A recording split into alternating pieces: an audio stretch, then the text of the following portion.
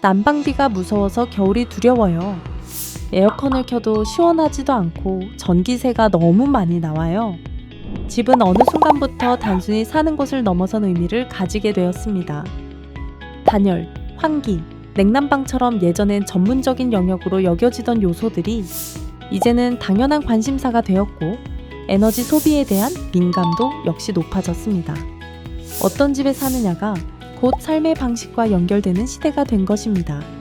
그런 흐름 속에서 주목받고 있는 개념이 바로 제로 에너지 하우스입니다. 제로 에너지 하우스는 연간 에너지 소비량을 제로에 가깝게 만드는 집입니다. 에너지 소비를 줄이는 동시에 필요한 만큼을 스스로 생산하는 구조를 갖추고 있습니다. 이 개념은 기후위기라는 전 지구적 과제와 맞물려 빠르게 확산하고 있습니다. 매년 반복되는 에너지 낭비와 비용 부담을 줄이기 위해 건축 그 자체에서 근본적인 대안을 찾으려는 시도들이 이어지고 있는 것이죠. 제로 에너지 하우스를 이해하려면 두 가지 개념을 먼저 살펴볼 필요가 있습니다. 먼저 패시브 하우스입니다. 패시브 하우스는 에너지를 만드는 것보다 잃지 않게 하는 것에 초점을 둡니다. 건물 외피의 단열 성능을 극대화하고 창호의 기밀성과 배치를 조절해 외부 환경의 영향을 최소화합니다. 집 전체가 하나의 보온병처럼 작동하는 것이 특징이죠. 냉난방 기기에 크게 의존하지 않고도 실내 온도를 일정하게 유지할 수 있다는 점이 강점입니다. 반면 액티브 하우스는 에너지를 만드는 것에 초점을 두어 다양한 기술 설비를 적극적으로 활용합니다. 태양광 패널로 전기를 생산하고 열회수 환기장치나 지열 시스템으로 냉난방을 보조하죠. 조명이나 공조 시스템은 센서를 통해 자동으로 조절되며 전체 에너지 흐름을 정밀하게 관리할 수 있습니다. 그래서 제로 에너지를 만드는 공식은 생각보다 간단합니다. 1단계, 우리가 써야 하는 에너지의 양을 극한까지 줄입니다. 그리고 2단계에서는 그 최소한의 에너지를 만드는 거죠. 이 두 가지 방식을 모두 갖춘 집이 바로 제로 에너지 하우스입니다. 그렇다면 해외에서는 어떻게 실현되고 있을까요? 독일 프라이부르크의 보복마을은 1998년부터 제로 에너지 하우스 개념을 실제 주거 환경에 적용해 운영하고 있는 대표적인 사례입니다. 이 마을은 패시브 하우스 구조로 일반 주택보다 최대 60%까지 에너지 사용을 줄일 수 있도록 설계되어 있으며 일부 가구는 지붕 태양광 패널을 통해 스스로 전력을 생산합니다.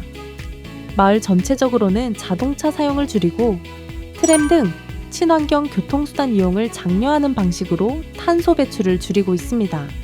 중국 광저우의 펄리버 타워는 건물 외관에 태양광 발전 유리를 사용하고 건물 내부에 풍력 발전기를 설치하여 자연의 에너지를 활용해 고층 건물에서도 에너지 자립을 시도했습니다. 한국형 제로에너지 하우스 어디까지 왔을까? 우리나라도 제로에너지 건축 의무화를 단계적으로 확대하고 있으며 공공건축물을 중심으로 실제 건설과 공급도 이어지고 있습니다. 대표적인 사례로 서울 마포구에 위치한 서울에너지 드림센터가 있습니다. 외벽에 경사진 창문, 전동 블라인드, 반사벽 등을 설치해 햇빛을 효과적으로 차단 유입시키고 지열 냉난방 시스템과 태양광 발전 설비도 더해져 에너지 사용을 줄이고 필요한 전력 일부를 직접 생산할 수 있습니다. 제로 에너지 건축 기술은 주택 단지에도 적용되고 있는데요. 서울 노원구와 강동구 고덕지구에 조성된 공공주택 단지들은 고성능 단열재와 고효율 창호를 적용해 에너지 손실을 줄이고 세대별 태양광 설비를 통해 에너지를 직접 생산할 수 있도록 설계됐죠. 아직 제로 에너지 하우스는 보편적인 주거 형태로 자리 잡진 않았지만 이렇듯 지속 가능한 집에 대한 관심은 점점 커지고 있습니다. 참, 한국주택금융공사에도 친환경 주택 보급 확대를 위한 금융상품이 있다는 것을 알고 계신가요? 바로 그린 보금자리론입니다. 담보주택에 대해 건축법 및 녹색 건축 인증에 관한 규칙에 따라 지정된 인증기관에서 1, 2등급의 녹색 건축 인증서를 받은 경우 한국주택금융공사의 그린 보금 자리론을 이용할 수 있습니다. 이때 고객은 우대금리 0.1%를 적용받으며 대출 만기를 최대 30년까지 선택할 수 있습니다. 만약 30년 만기 2억 원 원리금 대출 시 이자 비용을 약 400만 원 절감할 수 있습니다. 고객은 따로 녹색 건축 인증서를 제출하지 않아도 담보주택의 녹색 건축물 여부를 HF에서 자동으로 확인 가능합니다. 그린 보금자리론은 2023년도 9월 출시 이후 공급액이 크게 늘고 있으며 2025년도 8월까지 약 6,600명의 친환경 주택 소유를 지원하였습니다.